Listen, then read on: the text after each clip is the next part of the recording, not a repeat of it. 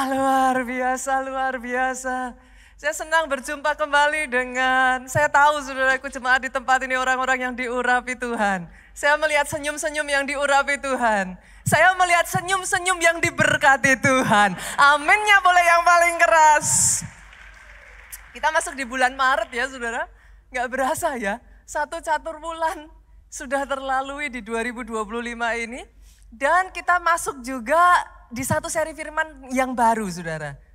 Saya akan berbicara tentang family blessing. Kalau di bulan Februari kemarin I'm talking about financial, saya berbicara tentang keuangan. Tetapi masuk di bulan Maret ini saya akan berbicara tentang family, keluarga. Tapi hari ini saudaraku, saya akan mengambil satu topik yang masih berkaitan dengan bulan lalu. Ini topik yang sangat marak, yang sangat saya sayangkan saudaraku, menyebabkan kehancuran banyak keluarga. Itu sebabnya justru saya ingin membahas mengenai topik ini di dalam nama Yesus. Jemaat di tempat ini dihindarkan dari semuanya itu. Saya akan berbicara tentang hutang. I know, saya tahu saudaraku. Ini sangat marak terjadi dan sangat meresahkan saudaraku. Hari ini saya akan memberi judul firman Tuhan, keluarga bebas hutang. Di dalam nama Yesus saya perkatakan terjadi atas keluarga demi keluarga di tempat ini. Keluargamu bebas hutang. Berapa banyak yang setuju dengan saya bahkan bahwa uang bukan segalanya? Sepakat ya saudaraku. Tapi berapa banyak yang juga mengatakan yes, keuangan pegang peranan yang sangat besar untuk kebahagiaan keluarga. Itu sebabnya saudaraku, saya mengambil waktu yang cukup lama gereja ini selama di bulan Februari kemarin, even I extend it. Tetapi tentunya yang di bulan Maret ini masih di dalam ranah kapasitas keuangan di dalam keluarga. Bapak Ibu. Nah, berbicara tentang bebas hutang, boleh nggak sih saya tarik saudara dulu, kita mulai ya Pak. Pro kontra dari hutang. Ada yang bilang bahwa pastor, bukannya hutang itu asal hutang, bukan hutang konsumtif. Hutang usaha itu justru bisa meningkatkan kekayaan. Oke? Dari situ kita bisa memulai usaha, dari situ kita bahkan bisa beli rumah. Oke. Tapi ada juga sebagian yang kontra akan mengatakan kepada saya, pastor mau hutang apapun bahaya. Jangan. Oke ya. Saya tarik lagi ya, itu sebabnya saya katakan hutang baik versus hutang buruk. Seperti apa sih hutang baik, seperti apa hutang yang disebut buruk. Saya tahu kok ketika berbicara tentang hutang aja ini di sebagian di tempat ini saudara sudah aduh kan gitu. Tapi it's okay ya Bapak Ibu, daripada saudara dengar di luar, dengar di rumah Tuhan. Boleh ya? Ada sebagian juga pro kontra tentang hutang yang mengatakan seperti ini, pastor, zaman sekarang kita sudah ada di dunia modern. Kalau kemana-mana bawa cash kan nggak enak. It's not convenience gitu. Kartu kredit bisa menjadi jawaban buat hal tersebut. Besides, ada banyak tawaran yang diberikan oleh kartu kredit. Diskon-diskon, fasilitas, why not? Tapi ada sebagian juga yang mengatakan, pastor, sekalipun itu kartu kredit justru kalau enggak hati-hati bisa membuat kita tergoda besar pasak daripada tiang. Enggak berasa kan, gesek, kan enggak kerasa. Even if bahkan kartu kredit dan pinjol memberikan bunga yang sangat tinggi sekali. Kalau enggak hati-hati itu bisa menjadi jebakan Batman saudaraku. Malah terjerat pada lingkaran kemiskinan. Oke, saya tahu ada sangat banyak pertanyaan tentang hutang, saudara. In case saudara punya banyak pertanyaan, not only about, bukan hanya bicara tentang debt, tapi tentang hutang, saudaraku. Banyak sangat orang Kristen itu punya pertanyaan, tapi seringkali nggak terjawab. Senggol kiri kanan boleh nggak sih ikut som? Ikut som. Som di gereja kita menjawab itu. They answer it. Ada jawaban, saya nggak tahu apakah di sini saudara punya pertanyaan sesederhana lah. Yang sedang marak juga dipertanyakan, persepuluhan. Iya atau tidak? Itu hanya pendetanya atau memang perintah Tuhan? Apalagi saudaraku, orang Kristen harusnya baptis selam atau boleh baptis perci? Nah itu semua pertanyaan. Apalagi saudara, ada sebagian juga dari saudara yang mungkin mempertanyakan, boleh nggak sih orang Kristen dikremasi? Atau orang Kristen harus dikuburkan? Nah semua pertanyaan-pertanyaan itu saudaraku som menjawab. Jadi senggol kiri kanan sekali lagi, ayo ikut som. Jangan hanya saudaraku cari dari luar, ujung-ujungnya bikin tambah pusing. Saya balik lagi ya, saya tarik balik lagi ya, let's talk about hutang. Kita berbicara tentang hutang. Saya akan melandasi, boleh nggak saya omong ini dulu saudaraku, saya sampaikan ini dulu. Sangat penting bagi kita untuk saling menghargai satu dengan yang lain. Oke ya, jangan akhirnya gara-gara satu topik ini malah bertengkar. Oke, ini sesama pelayan Tuhan juga loh ya Bapak Ibu. Jangan gara-gara satu topik ini kalau enggak hati-hati saling menyalahkan. Saya landasi dengan itu dulu ya. Instead, boleh enggak saya bawa saudara go back to the Bible. Berapa banyak dari saudara di tempat ini sebagai bagian dari keluarga Allah mempercayai bahwa Alkitab adalah satu-satunya kebenaran yang kita percayai yang dari Tuhan. Aminnya boleh paling keras di tempat ini. Kalau mempercayai Alkitab kita udah sepakat. Saya tarik balik dalam Alkitab boleh nggak? Oke, bukan Nita 101 loh ya. We go back to the Bible. Kita buka yuk. Landasan pertama tentang hutang. Roma pasalnya yang ke-13 ayatnya yang ke-8. Saya mau semua jemaat baca dengan suara yang paling keras bersama-sama. 2, 3. Janganlah kamu berhutang apa-apa kepada siapapun juga. Tetapi hendaklah kamu mengasihi. Jadi kalau saya tanya kepada saudara, ayat firman Tuhan mengatakan apa? Janganlah kamu berhutang apa-apa kepada siapapun juga. Once again, ini bukan saya yang ngomong. Kita sepakat tadi back to the Bible. Tapi akan muncul sebagian dari saudara yang bertanya kepada saya, Pastor, berarti hutang itu dosa dong? Nanti dulu saudara. Ini another thing. Loh, kok pastor ngomong gitu? Bukankah Alkitab mengatakan janganlah kamu berhutang apa-apa kepada siapapun? Yes, betul. Tapi apakah hutang itu dosa? Nah, ini tiba-tiba semuanya diem nih sudah. Senggol kiri kanan katakan jangan tegang-tegang saudaraku. Saya akan mengatakan ini saudara. Jawaban saya, bukan. Ini saya tahu beberapa mata sudah gini.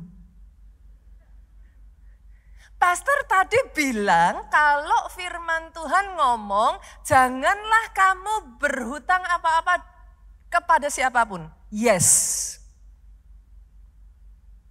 Tapi apakah hutang itu dosa? Saya tarik yuk, saya ajak lagi ya. Firman itu enggak boleh hanya dibaca satu sisi, saudaraku. Yuk kita lihat Ulangan 28 ayat yang ke-12. Tuhan akan membuka bagimu perbendaharaannya yang melimpah, yakni langit untuk memberi hujan bagi tanahmu pada masanya dan memberkati segala pekerjaanmu. Sehingga engkau memberi pinjaman kepada banyak bangsa, tetapi engkau sendiri tidak meminta pinjaman. Oke, perhatikan ke depan nih, saudaraku. Ini adalah ayat yang diberikan, janji yang diberikan kepada Abraham dan keturunannya. Berapa banyak di tempat ini yang percaya bahwa saudara adalah keturunan Abraham? Aminnya boleh yang paling keras. Berarti bolehkah saya mengatakan janji ini untuk saudara. Janji ini mengatakan sehingga engkau memberi pinjaman kepada banyak bangsa, tetapi engkau sendiri tidak meminta pinjaman. Aminnya boleh yang paling keras. Dari ayat ini boleh nggak saya tarik nih Bapak Ibu? Kalau hutang itu dosa, masa Tuhan nggak fair? Kamu nggak boleh dosa, tapi kalau orang lain yang dosa biarin. Make sense nggak pemikiran saya? Masakah Tuhan menyuruh memberikan perintah yang membuat orang lain berbuat dosa? Pastor malah jadi bikin pusing deh. Yang benar yang mana? Gitu. Oke, saya tarik ya Bapak Ibu ya. Urusan hutang bukan masalah dosa atau tidak dosa. Orang Kristen kadang seringkali sangat cepat judging. Urusan hutang itu bukan urusan dosa atau tidak dosa. Tapi pastor Tuhan kan ngomong, jangan engkau berhutang apa-apa kepada siapapun. Betul. Kenapa? Simple. Karena ada resiko yang sangat besar di balik hutang. Tuhan kalau cinta anaknya, saudara di sini yang punya anak-anak, kalau saudara sayang anak saudara, saudara tahu itu berbahaya, saudara larang atau saudara dorong? Pasti. Does it make sense? Hopefully it makes sense. Tapi hutang bukan urusan dosa atau enggak dosa. Masalahnya dari banyak orang Kristen bahkan saudara tidak melihat adanya resiko dan bahaya yang besar di balik hutang. Akhirnya mengambil hutang sambil tutup mata. Bahkan saudara mengucap terima kasih Tuhan karena hutangnya cair. Tanpa menyadari there is a big risk. Boleh enggak instead of kita berdebat urusan ini dosa enggak dosa, saya ajak yuk kita lihat resiko dan bahaya dari hutang. Sepakat ya? Boleh ya? Kesepakatan kita tadi apa? Back to the Bible. Pastor, emangnya Alkitab membahas resiko hutang? Ada.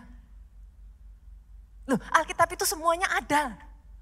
Makanya senggol kiri kanan dibaca. Nah kalau nggak dibaca Bapak Ibu gimana caranya saudara tahu? Nehemia yuk kita buka pasalnya yang kelima. Kita lihat apa resiko hutang. Ayatnya yang ketiga sampai ayat yang kelima. Apa dan ada yang berteriak. Saudara boleh bantu saya ya nanti kita bergantian membacanya. Ada yang berteriak, ladang dan kebun anggur dan rumah kami gadaikan untuk mendapat gandum pada waktu kelaparan. Ayat 4 sama-sama 23.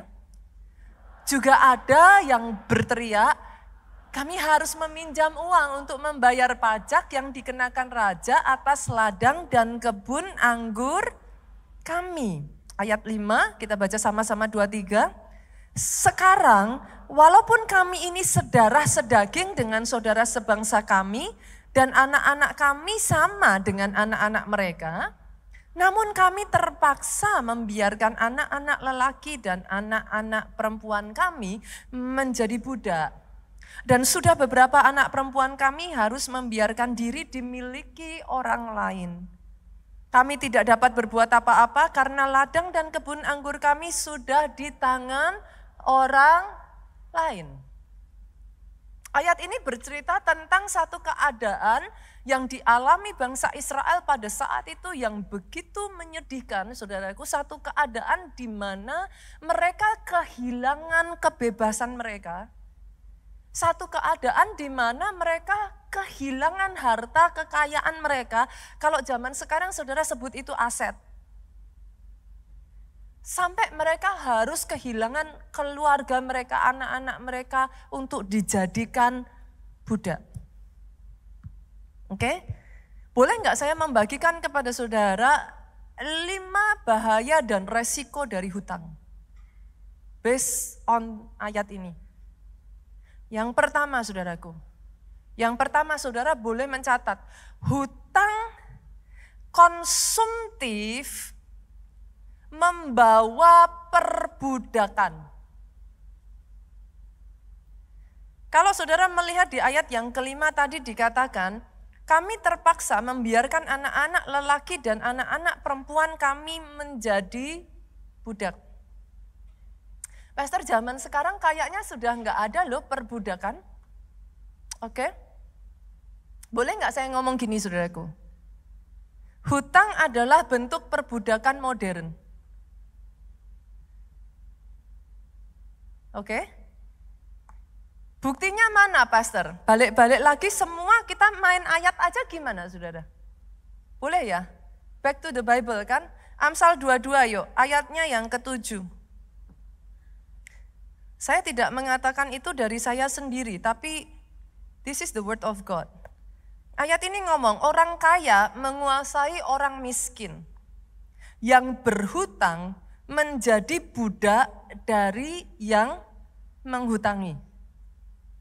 Berarti setuju ya saudaraku, firman ngomong seperti itu ya. Hutang membawa seseorang ada di dalam perbudakan. Perbudakan apa pastor? Simpel aja saudara, perbudakan finansial. Sadarkah saudara, momen di mana saudara mengambil keputusan untuk mengambil hutang, every single morning saudara bangun, setiap bulannya saudara menerima hasil kerja keras saudara, saudara tidak lagi bebas menggunakan seberapapun hasil kerja keras saudara for whatever reason you want. Setiap pagi hari saudara bangun, momen di mana saudara memutuskan mengambil hutang, saudara harus setiap bulannya atau tergantung hutang seperti apa yang kau ambil, setiap harinya mengambil uang kerja keras saudara untuk membayar hutang. Setujukah saudara dengan saya bahwa saudara tidak lagi punya kebebasan yang sama untuk menggunakan uang saudara sesuka hati saudara? Hutang juga menyebabkan perbudakan emosional. Berapa banyak dari saudara yang bangun pagi sudah langsung mikir cicilan, sudah langsung mikir bunga. Saya tanya, ketika mikir cicilan dan bunga, adakah di sini yang yes, pagiku cerah, hari gembira? Ada yang begitu saudara? I don't think so. Berapa banyak yang saya bahkan menemukan pagi hari saudara bangun itu sudah seperti kayak ada batu yang ditindih di hati saudara. Dan yang ketiga saudaraku, hutang itu membawa perbudakan spiritual. Bahasa apa lagi ini pastor? Engkau yang tadinya bebas untuk melayani, engkau yang tadinya bebas untuk melakukan apapun untuk Tuhan, gara-gara hutang hutang. Saya melihat sangat banyak orang, you no longer even go to church. Kalau saya tanya jawabannya apa? Pastor, saya harus melunasi hutang, saya harus kerja keras. Sekarang ini saya harus ngambil kerja 2-3 shift. You no longer have the freedom. Yang mendefinisikan seseorang sebagai budak itu apa, saudara? You do not have freedom. Jadi yang pertama, sadari bahwa ada resiko di dalam hutang yang menjadikan engkau budak dari orang yang memiutangi, saudara. Sebuah negara yang mengambil hutang dari negara lain harus mengikuti kesepakatan yang dipaksakan oleh negara yang memiutanginya. Yang mengerti katakan amin. Yang pertama ya saudaraku. Kita lihat apa resiko hutang yang kedua. Hutang menghancurkan kekayaan dan warisan. Ayat yang ketiga dari Nehemia pasal yang kelima tadi mengatakan, ada yang berteriak, ladang dan kebun anggur dan rumah kami gadaikan untuk mendapat gandum pada waktu kelaparan. Ladang, kebun anggur, rumah. Kalau saudara bekerja dari nol, saya tanya saudara, untuk sampai bisa beli ladang, untuk sampai bisa beli kebun anggur. Ladang, kebun anggur kalau zaman sekarang apa? Sebagian di sini ruko, untuk usaha, buka toko. Kebun anggur saudaraku, rumah. Saya tanya, kalau engkau bekerja dari nol, sampai kau dapat ladangmu, kebun anggurmu, rumahmu, itu harus kerja keras enggak saudara? Yes. Masuk akal enggak kalau saya bilang itu hasil kerja tahunan, belasan tahun, bahkan puluhan tahun?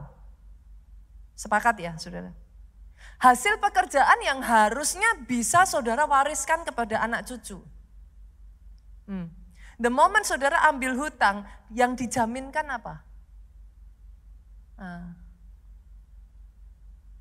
Dan kalau saudara tidak bisa membayarnya, artinya bukan hanya saudara tidak memiliki lagi aset untuk diwariskan kepada keturunan saudara, artinya saudara strip, saudara menghapuskan, saudara membuat keturunan saudara kehilangan apa yang seharusnya mereka bisa dapatkan dari saudara. Tapi Pak, bukan hanya itu loh Pak. Saudara kehilangan hasil usaha tahunan, belasan tahun, puluhan tahun. Habis begitu saja. Jadi ada resiko. Pastor, what do you want to say? This is what I want to say. Sadari bahwa ada resiko itu. Jangan mau ambil hutang, saudara tutup mata, simsalabim dalam nama Yesus. Pakai nama Yesus lagi, saudara.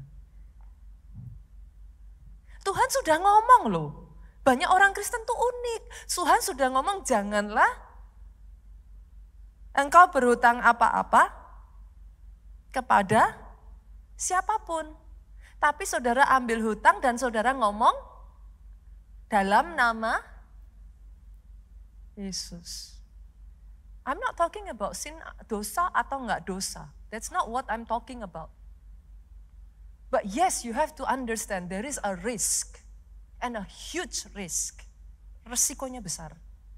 Yang ketiga, yuk kita lihat. Hari ini saya kepingin saudara ngerti dulu, ada resiko di situ. Hutang membawa tekanan dan kehilangan damai sejahtera. Tadi saya sudah katakan saudaraku.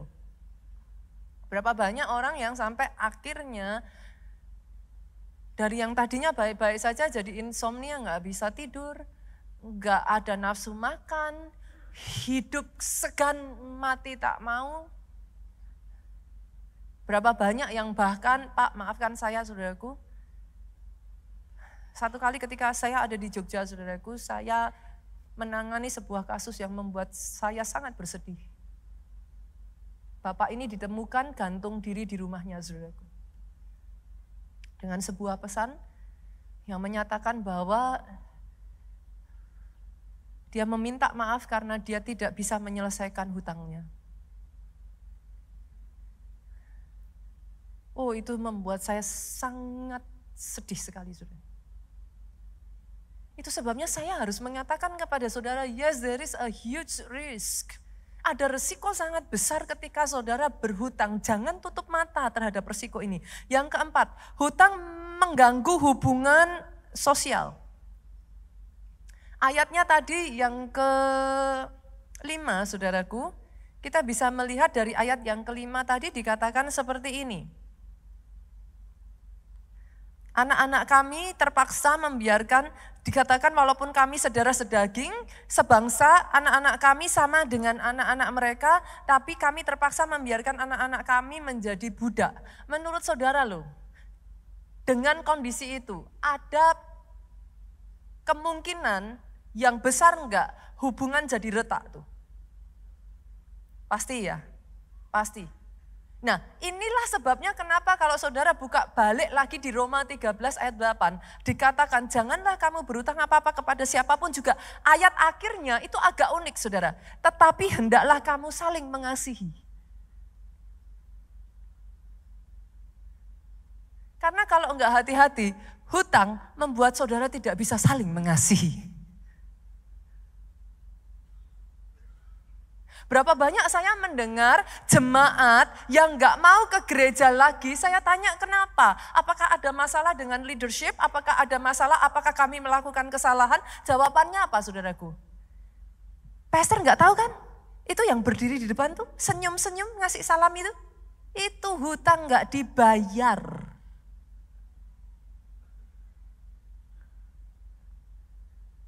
Di gereja Shalom, haleluya. Tapi enggak bayar hutang. Males lihat wajahnya. Saudara bisa mengerti yang saya maksudkan? Akhirnya bahkan hubungan kalau enggak hati-hati bisa rusak. Berapa banyak saudara mendengar kisah, ini saya tidak mengatakan, I do not talk about majority, saya bahkan tidak mengatakan semua orang ya saudaraku.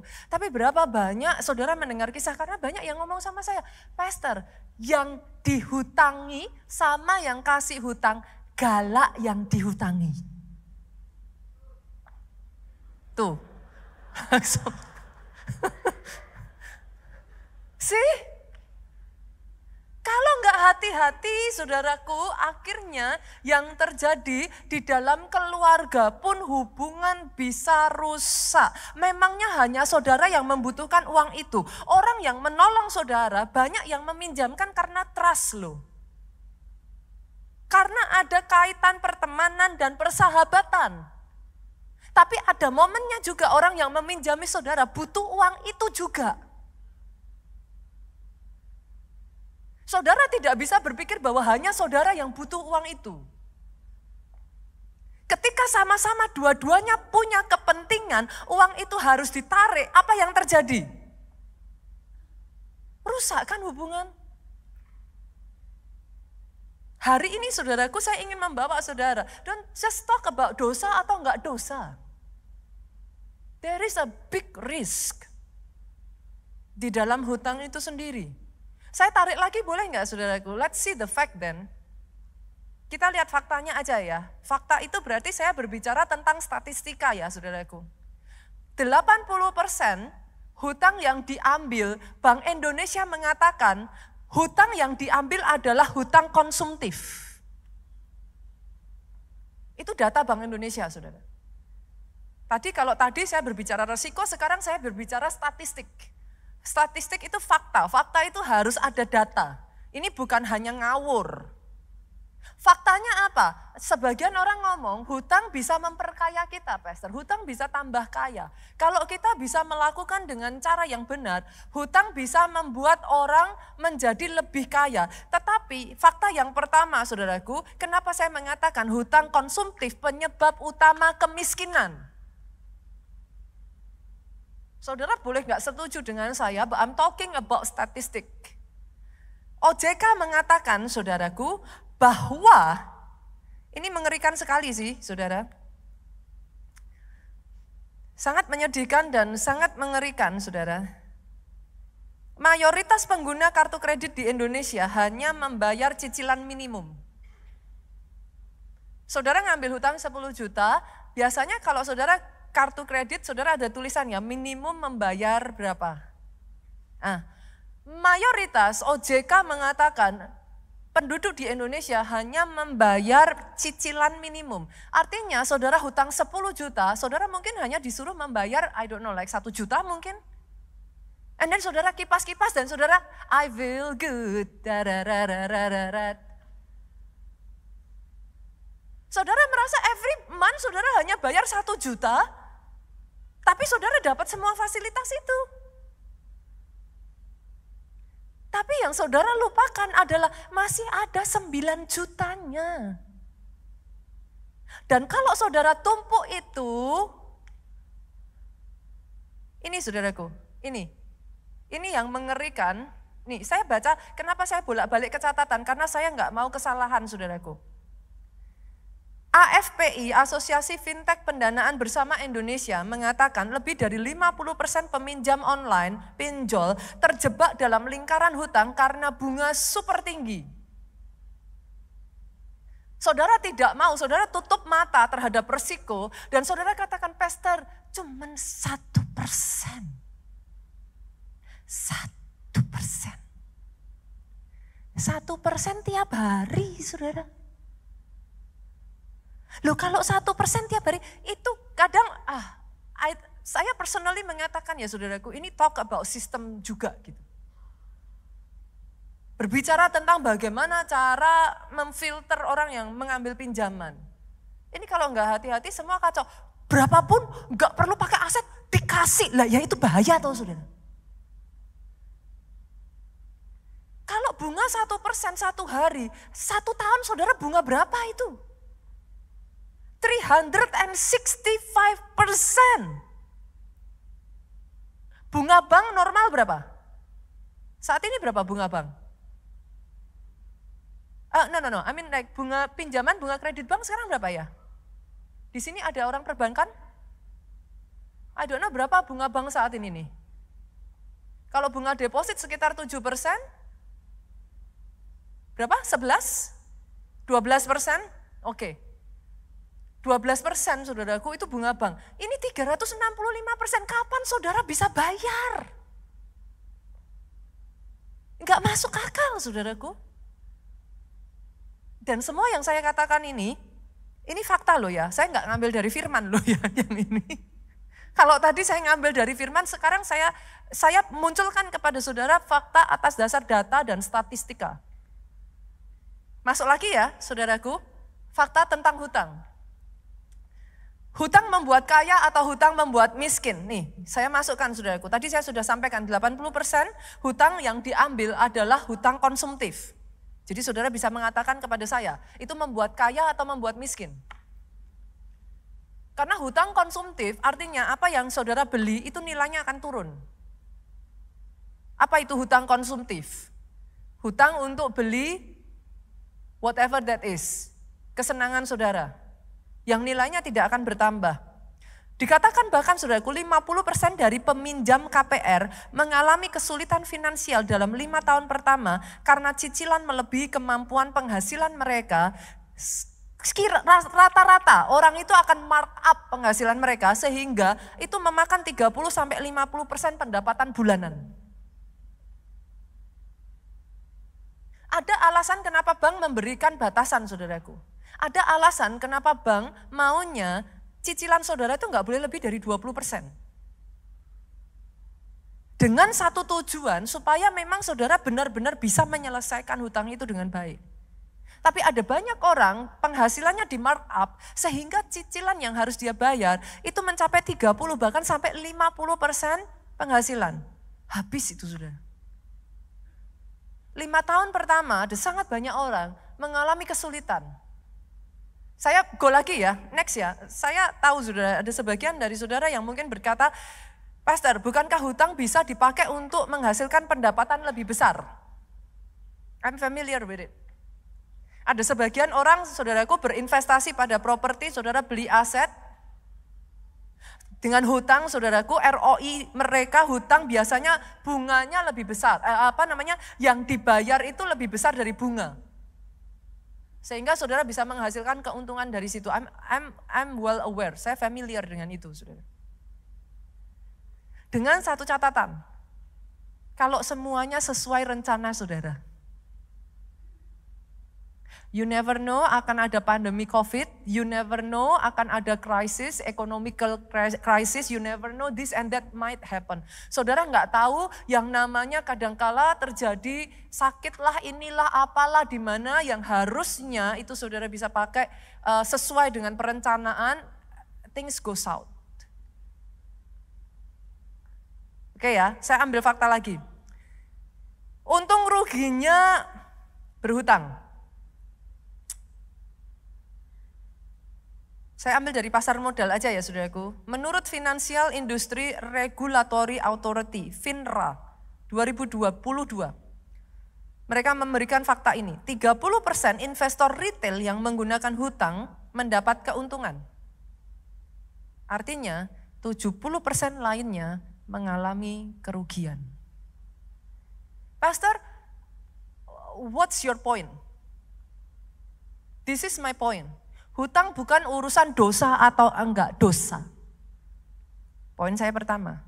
Poin saya kedua, firman Tuhan mengatakan, janganlah engkau berhutang apa-apa kepada siapapun. Poin saya yang ketiga, bukan karena itu dosa, tetapi karena ada resiko dan bahaya yang sangat besar. Sampai di sini, berapa banyak dari saudara yang bisa mengerti ini, saudaraku? Oke. Berapa banyak yang setuju dan sepakat aminnya yang paling keras? Oke. Saya tahu saudara aminnya keras, tapi ada sebagian dari saudara yang ngomong sama saya, Pastor, lah kalau sudah terlanjur terus gimana? Saya menyatakan semua yang saya sebutkan tadi adalah kalau saudara belum mengambil hutang, pikir, dan pikir lagi. Lah ya kalau sudah terlanjur, kan berarti yang tadi itu mau saudara menyesal kan sudah terlanjur. Oke? Boleh enggak buat saudara yang memang sudah terlanjur, saya bawa yang berikutnya yuk, bagaimana cara bebas hutang. Once again, it can be a theory. Fakta dan kenyataannya tidak semudah itu. Tetapi yes, daripada saudara mendengar dari yang di luar, daripada saudara akhirnya mengambil tindakan-tindakan karena saudara tidak tahu apa yang harus dilakukan, boleh enggak saya membagikan 7 poin? Boleh ya?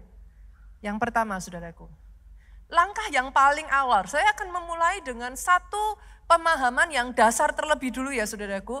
Langkah yang paling awal kalau saudara berhutang dan saudara merasa sudah tercekik atau sebagian dari saudara sudah tidak lagi bisa membayar atau saudara hanya membayar bunga saja, saudara hanya membayar batas minimal saja dan saudara tahu nih things are about to go south. Ini udah nggak bener nih, ini sebentar lagi nih bakalan hancur nih. Yang pertama saudaraku, ini langkah yang saudara mungkin tersenyum ketika dengar saya nyebut ini, tapi ini langkah pertama yang akan menentukan semuanya. Akui situasi Anda dengan jujur. Kenapa? Saya berjumpa dengan sangat banyak pasangan yang istri atau suaminya berhutang, tapi disembunyikan dari pasangannya. Kalau sudah terpaksa dibongkar 3 dari 10. Nanti istrinya nangis-nangis marah. Sebenarnya berapa? Dibongkar 5 dari 10. Terus ngomongnya udah ini bener, udah enggak ada lagi. Nanti istrinya udah benar-benar sampai ini saudaraku berapa? Dibongkar 7 dari 10.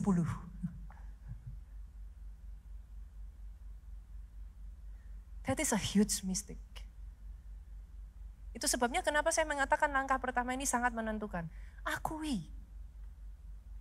Akui dengan jujur. Karena saya menangani beberapa kasus ya saudaraku, justru karena disembunyikan pada waktu dia mengakui itu, hutang itu masih bisa diselesaikan. Tapi karena disembunyikan, time goes by, bunganya sudah begitu rupa sampai aset dilepas pun tidak bisa keluar. Boleh saya memberikan nasihat ini di rumah Tuhan, saudara? Akui dengan jujur.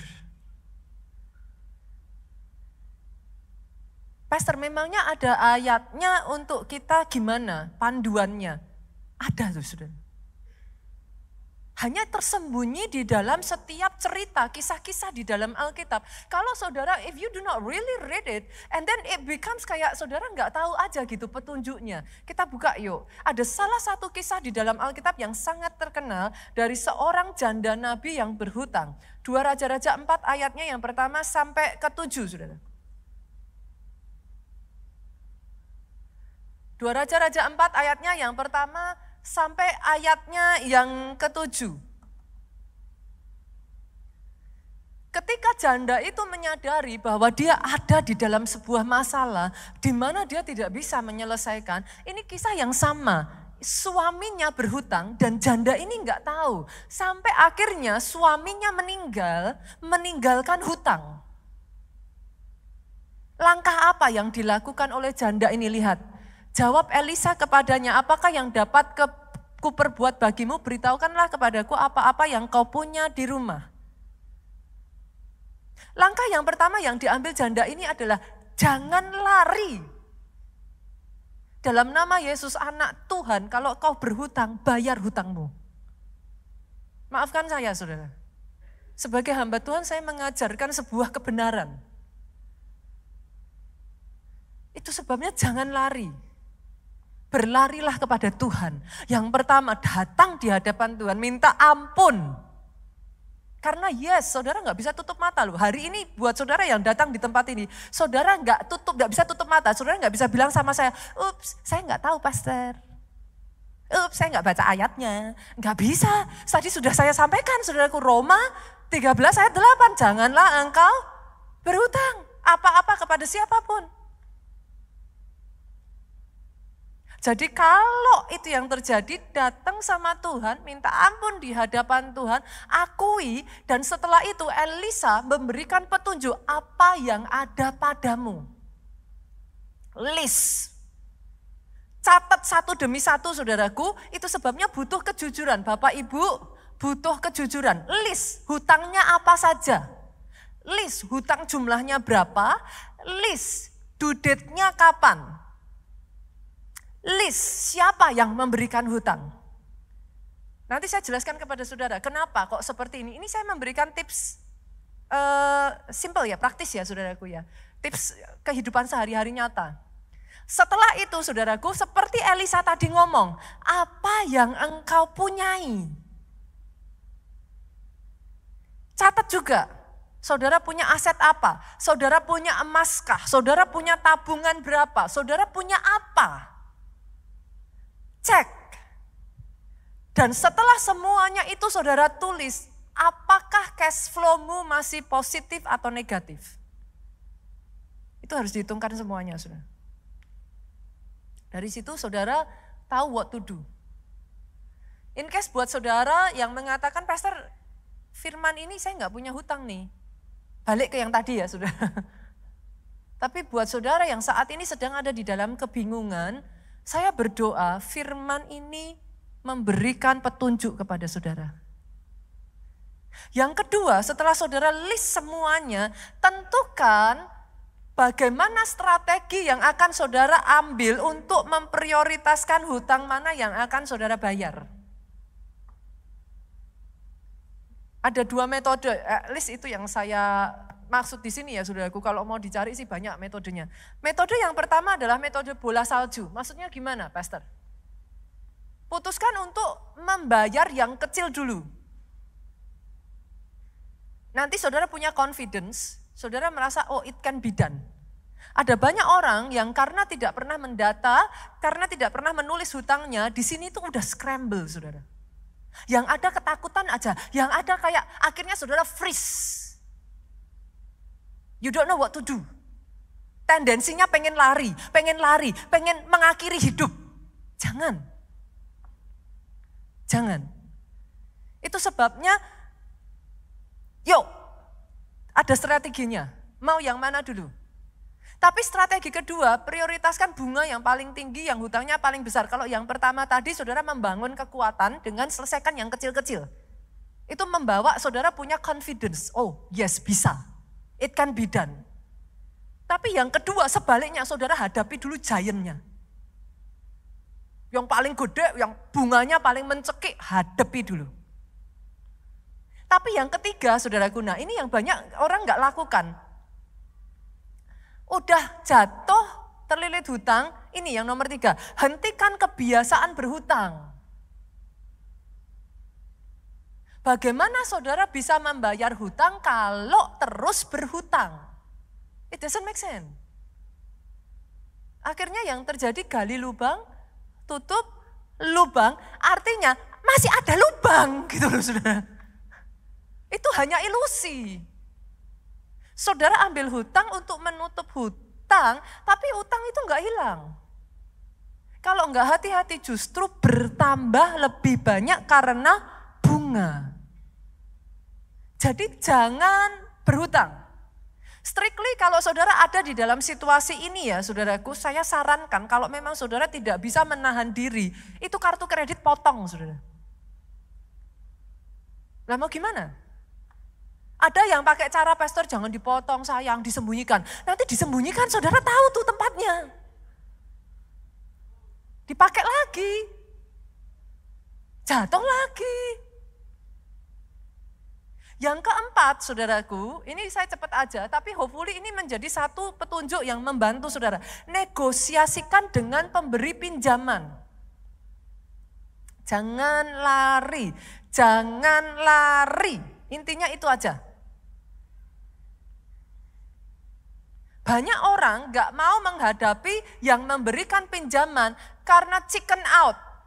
Takut dimarahi, takut dibentak-bentak, takut diremehkan, takut. Saudara berbuat, saudara harus bertanggung jawab. Banyak yang akhirnya sembunyi, yang suruh ngadepin anaknya, yang suruh ngadepin istrinya, yang suruh ngadepin suaminya.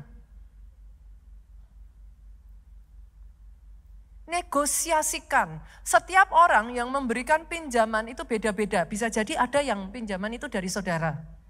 Ada yang pinjaman itu mungkin istilahnya kalau saudara masih bisa talk it. Saya punya itikat baik, intinya tunjukkan itikat baik. I will not run.